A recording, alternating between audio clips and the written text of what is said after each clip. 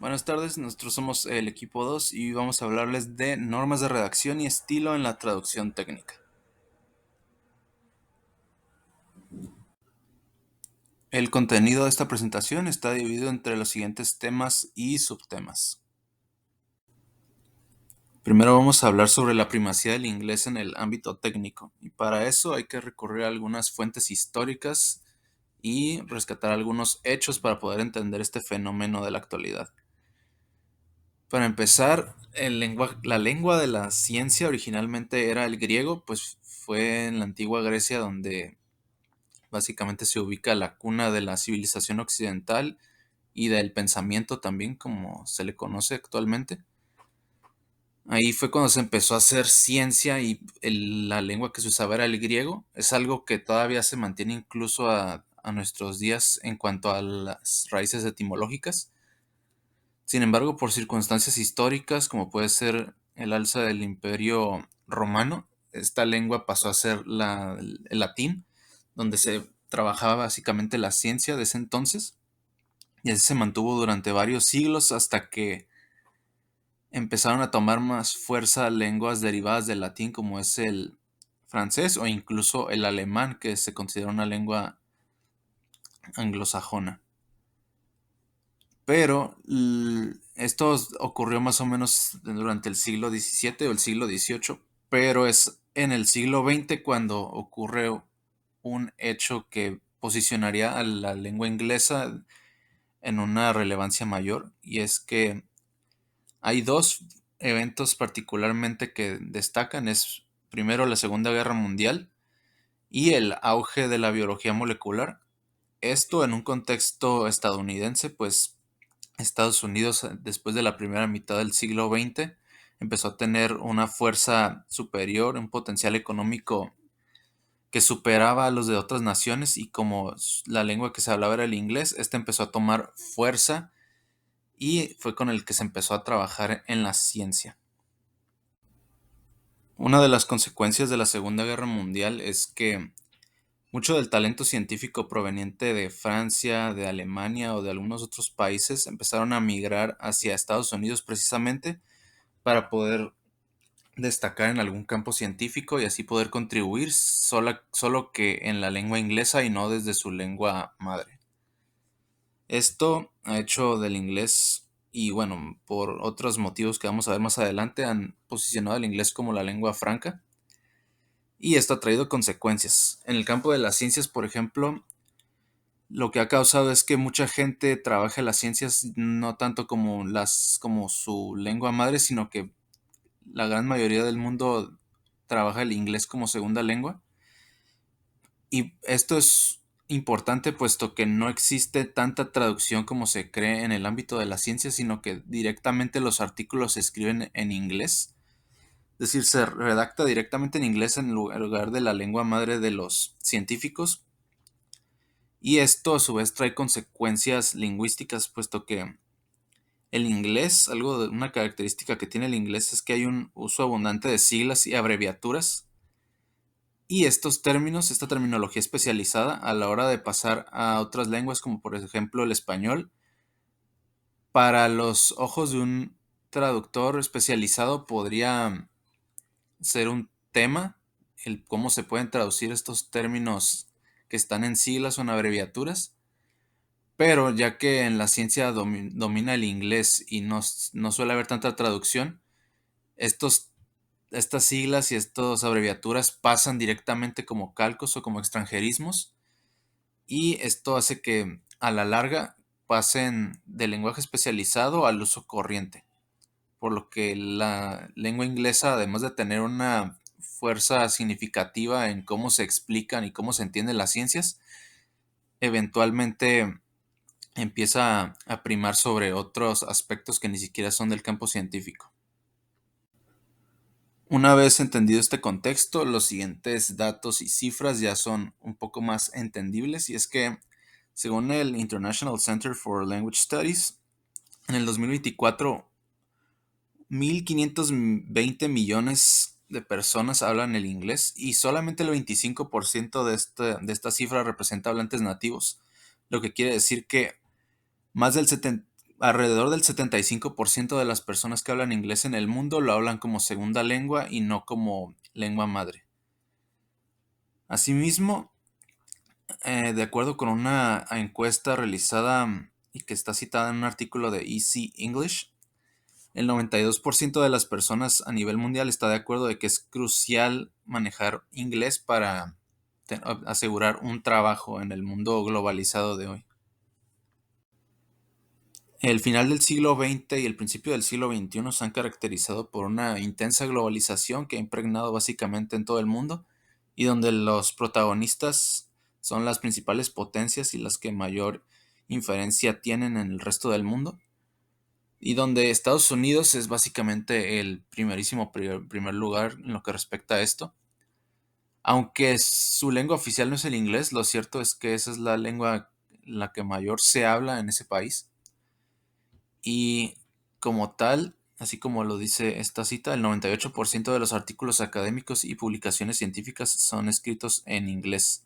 Lo que quiere decir que para entender, para contribuir o para adentrarse en el mundo de las ciencias es indispensable conocer el idioma inglés, puesto que por razones económicas, políticas y por todo este concepto de la globalización es el inglés la lengua franca o la lengua universal para poder adentrarse en este mundo de la ciencia.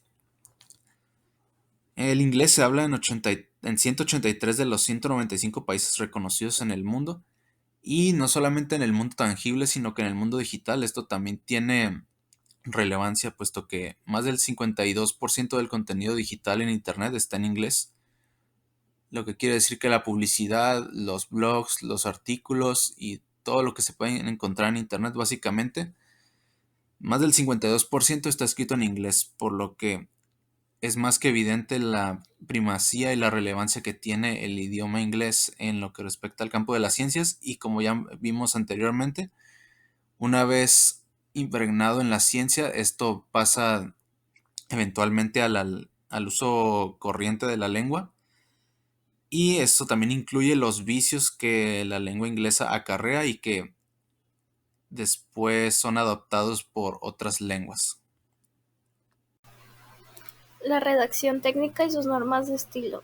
Como ya sabemos, la traducción técnica pues es una rama de la traducción la cual está enfocada en los textos especializados que tienen una terminología específica dependiendo del área, y la meta de esta es transmitir el contenido con la mayor precisión y claridad posible, sin tantas ambigüedades.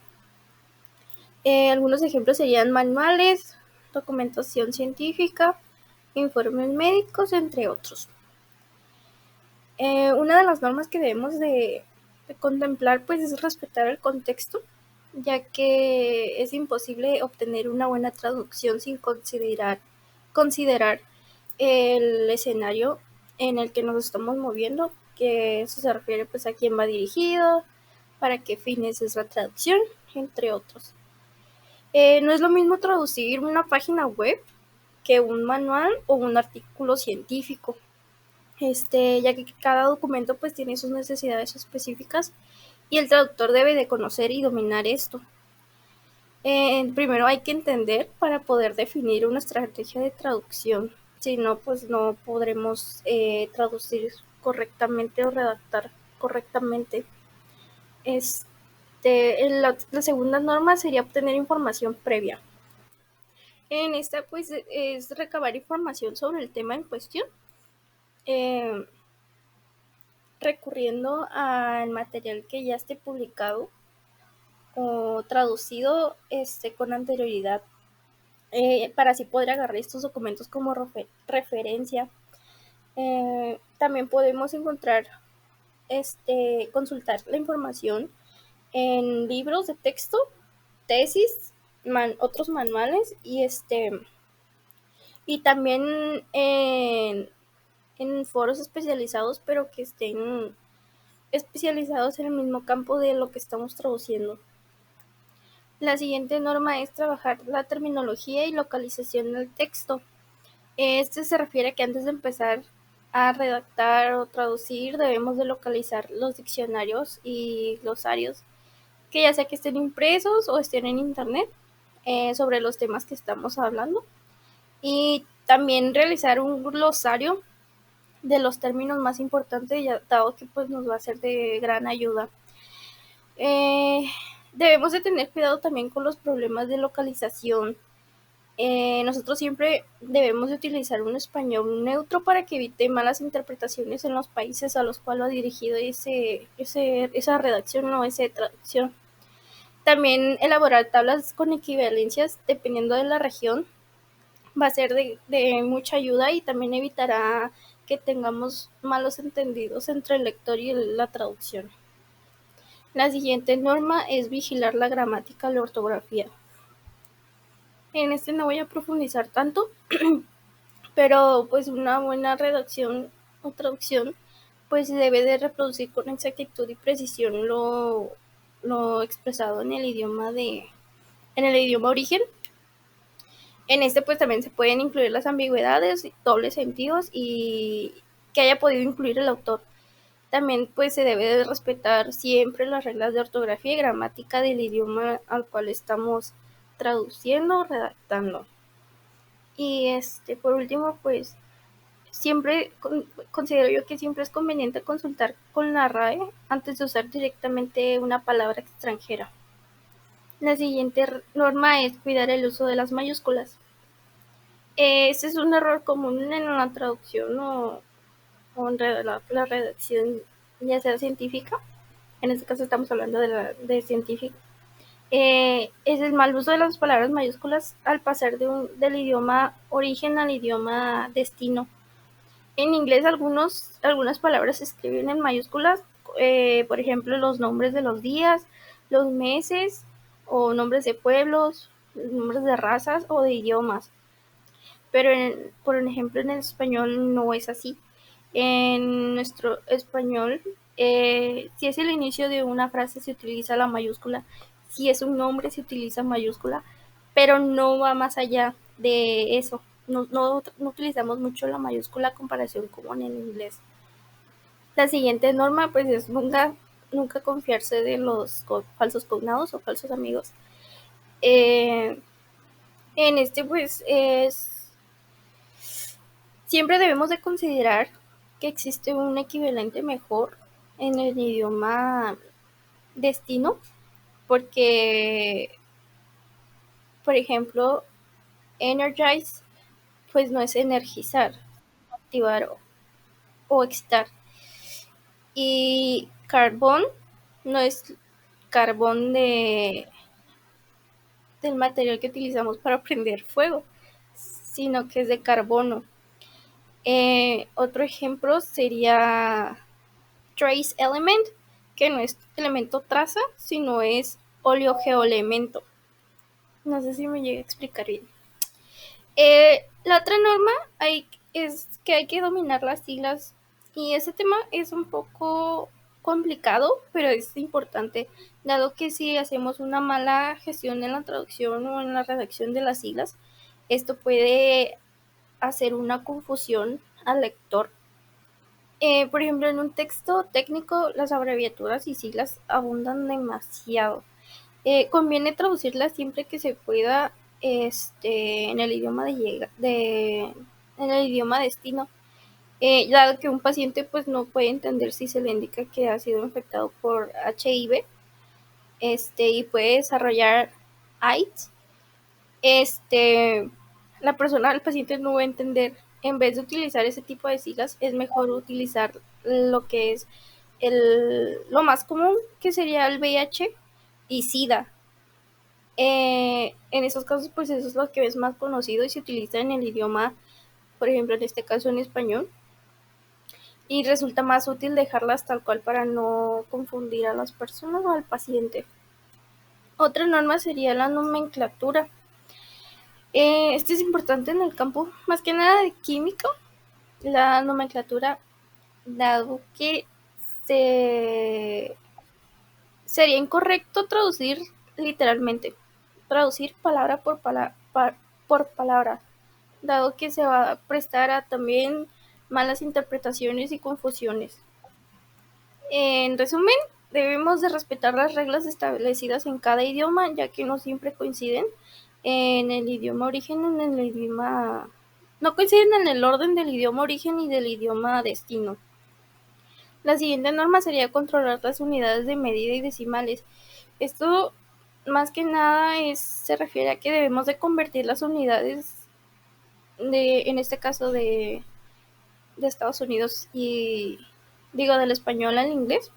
Vamos a hablar en este caso de eso como ejemplo. Y deberíamos de convertir las unidades de algunas magnitudes basados en el Sistema Internacional de Unidades. Por ejemplo, más bien con referencia a cambiar puntos y comas o a la inversa. Por ejemplo, en inglés se usan puntos para los decimales y comas para las unidades de millar, y en el español es al revés. Por eso lo correcto pues es indicar los decimales con comas y las unidades de millar con puntos. Un ejemplo sería que en algunos valores se pueden, en algunas tablas se encuentran los valores como .98 o .04 y el traductor ahí debe de añadir un 0 adelante del punto decimal y se debe de cambiar el punto por una coma, de manera que el valor de .98 va a terminar siendo 0,98 o 0,04. Espero haber explicado bien el, esta norma. Por último, no descuidar el estilo, sino cuidar la sintaxis. Esto depende de la naturaleza del texto a traducir o del texto a redactar, ya que se habrá de adaptar el estilo final de la traducción o de la redacción. Obviamente siempre respetando lo más que se pueda la naturaleza del texto original. ¿A qué me refiero con esto? Es que, por ejemplo, un artículo científico o una tesis destacan mucho por su nivel técnico, ya que suelen ir dirigidos a personas de grandes conocimientos en el tema, o sea, profesionales. Mientras que en el caso de un folleto o una hoja de información de un paciente, aquí lo más importante suele ser que se pueda entender fácilmente y que esté en un lenguaje sencillo. La traducción técnica y su combinación lingüística específica.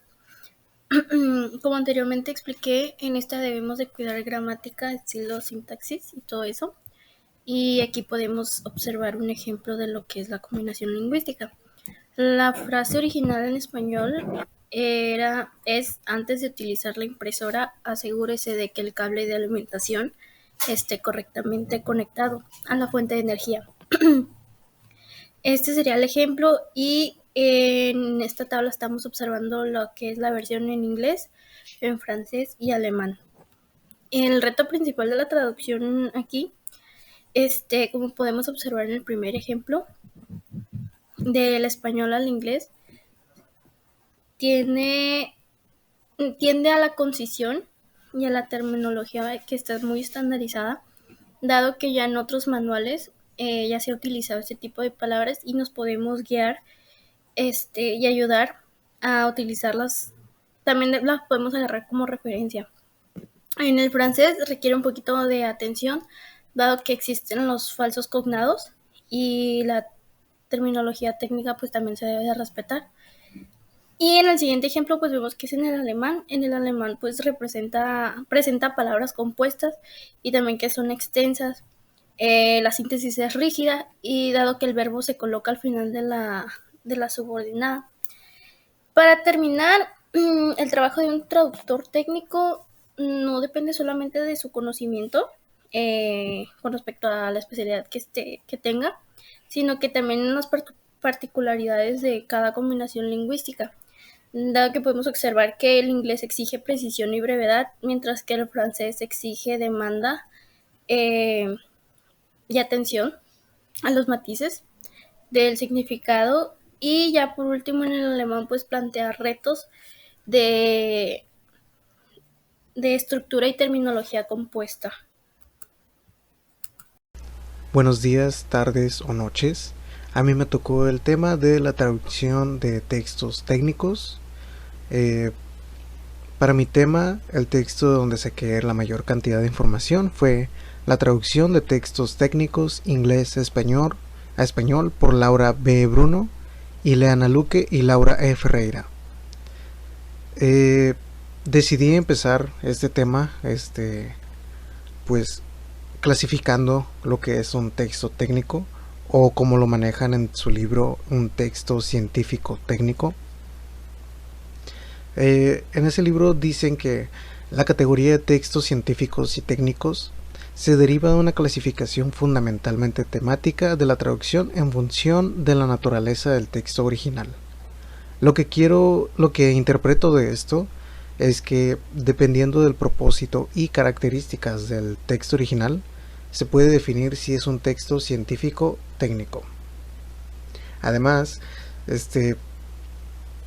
te mencionan o señalan que el propósito principal de estos textos es, bueno, en cuanto a traducción se dice, es otorgar como especial importancia a dos aspectos de la hora de traducir. El género del texto mismo y los conocimientos que se necesitan para hacer una traducción con cierto grado de competencia. Más adelante en su texto, además mencionan que para comenzar a comprender el concepto, es necesario distinguir entre dos etiquetas que con frecuencia se consideran sinónimas, la de texto especializado y la de texto científico técnico. Lo que quieren decir con este segmento es que se le conoce como un texto especializado a aquel que se refiere a ciertos temas del que se requieren cierto contexto antes de empezar a traducir. Por lo general no nos damos cuenta de estas traducciones y su género como técnicos porque son temas con los que ya somos familiares. También sugieren que la etiqueta de texto científico técnico puede ser a veces más específica que llamarle textos especializados, porque consideran que nosotros mismos como traductores nos damos cuenta si un texto es científico o si es técnico cuando se habla de ciencias como matemáticas o física, y no consideran que solo tomando en cuenta el tema ya se pueda considerar un texto como especializado y a la vez texto científico técnico. Un ejemplo que podría dar es un texto especializado puede ser un libro de arquitectura que tal vez se dedique a hablar de proyectos importantes en la historia y cómo se construyeron, y presenta entrevistas con expertos de la arquitectura para que puedan desglosar pues más o menos como técnicas o materiales que solo alguien dentro de esa profesión pueda entender. Y por otro lado, un texto científico técnico pues puede ser una revista de divulgación científica en donde hay artículos que su propósito sean compartir información nueva o descubrimientos que vayan dirigidos solamente a una área específica o a una ciencia específica alrededor del mundo. El segundo texto de donde saqué información es la traducción de textos científico-técnicos como método de estudio de la terminología específica en las ciencias de la salud, de Guillén y Marrero. En este libro mencionan que el desarrollo científico y tecnológico depende de un modo que es muy difícil de exagerar de la traducción científica y técnica. Y una cita que me pareció muy destacable de su libro, eh, donde mencionan que Hurtado y Gamero definen que en la actualidad, en este mundo globalizado que compartimos, la traducción científica y técnica constituye, como no podría ser de otro modo, la inmensa mayoría de todo lo que se traduce en el mundo. Y lo que quiero interpretar de esto es que esta rama de la traducción es vital para la adquisición de información de las ciencias o de lo técnico en principalmente en inglés, que es este idioma que domina eh, casi cualquier área profesional. Eh, y es importante esta facilidad de adquirir información, sobre todo en los grados más elevados de las ciencias y de cualquier área profesional, porque es donde es realmente importante mantenerse enterado de todo lo que sucede en el mundo y toda la información que se comparte. Y eso me lleva a que la precisión de los términos usados en este tipo de traducciones es muy necesaria, muy importante, porque en ciencias como la física, un término que se llegue a traducir de la manera no tan correcta puede significar que el científico o el profesional dedique más de su tiempo investigando una equivalencia a, a dedicar ese tiempo a su profesión, a su investigación. En este libro además mencionan que muchos de los textos de donde sacan la mayoría de artículos e información científica se pueden encontrar en revistas, libros o incluso entrevistas o pláticas en congresos internacionales, lo que me hace pensar que un traductor siempre debe estar dispuesto o siempre debe estar listo para manejar distintos tipos de programas o técnicas para hacer revisión y revisión y revisión de la calidad de su traducción, para así asegurarse que ninguna palabra o parte crucial de información falte a la hora de entregar una traducción científica técnica. Bien, ahora pasaremos al tema de traducción de textos técnicos y su género textual. Primero les daré una definición general de qué es un género textual. Y según Speleta, los géneros textuales buscan estructurar y categorizar un fenómeno de interacción social que está normalizada o tipificada y que se halla presente en todos los ámbitos de comunicación que se dan entre los miembros de una determinada comunidad profesional o académica. Esto quiere decir que el género textual es una manera de organizar los textos según su función social y comunicativa. Por decirlo así, se organizan dependiendo del propósito concreto que tenga el texto. Por ejemplo, un contrato busca establecer acuerdos legales. Una receta tiene el propósito de dar instrucciones claras. Y ya una noticia una noticia informa. Entonces, cada uno de estos textos tienen propósitos diferentes y es como se clasifican. El género resulta especialmente importante en el ámbito de la traducción, ya que sus estructuras estandarizadas pueden orientar al traductor a la hora de producir textos. ¿Y qué quiere decir esto? que uno como traductores es importante reconocer, o es fundamental más que nada, reconocer el género textual de pues el texto que tenemos enfrente, porque esto nos indica el tono, el estilo y hasta el vocabulario que nosotros debemos utilizar a la hora de traducir. No podemos traducir de igual forma un poema que una noticia o que un manual. Cada uno de estos textos tienen un género que requiere pues de distintas estrategias para mantener la función de cada uno.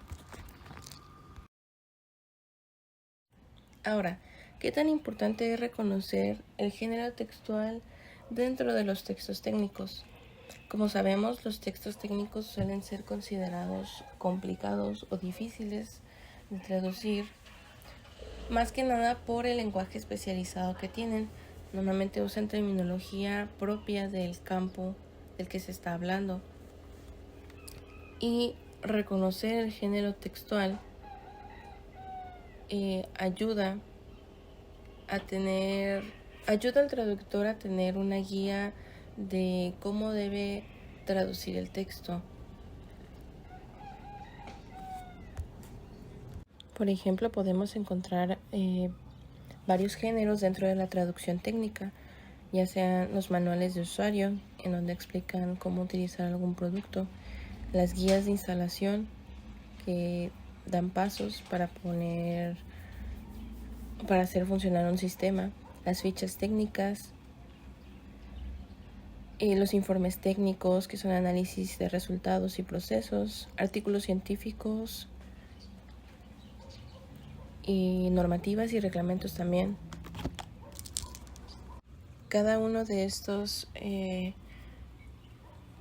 géneros textuales tienen convenciones lingüísticas que el traductor debe respetar. Y al lograr reconocer estos géneros textuales, el traductor podrá producir traducciones más claras, adecuadas y útiles para la comunidad. Técnicas de revisión y control de calidad en traducción técnica. La traducción técnica es un campo que se ve en constante evolución. Se tiende a compararla con otros tipos de traducción catalogados como más creativos y por lo tanto más complejos. Sin embargo, los retos de la traducción técnica recaen principalmente en la terminología presentada en los diversos documentos que la abarcan. La traducción técnica requiere de precisión absoluta, puesto que los textos originales suelen tener un propósito muy particular e ir dirigidos a expertos en áreas específicas, siendo algunos ejemplos de textos técnicos el manual especializado y la ficha técnica. Es por esto que el traductor técnico se ve con frecuencia en situaciones algo pegajosas. Hay ciertos casos en donde incluso tiene que ingeniárselas para reformular los términos en la lengua meta, viéndose la necesidad de inventar nuevos términos debido a que, al ser tan recientes incluso en la lengua origen, ni siquiera han sido etiquetados en la lengua de llegada, según Jiménez Serrano 2002. Así, el proceso de traducción del traductor técnico se beneficia especialmente de sistemas de gestión de terminología, como las herramientas CAT, Corpora, memorias de traducción y glosarios especializados. Pero una realidad sobre la traducción técnica es que es bastante cuadrada. Como menciona Byrne 2012, a veces la única manera de transmitir la información de forma eficiente es presentándola como tal, sin necesidad de agregar más texto del necesario. Es decir, en la traducción técnica se debe evitar el relleno textual.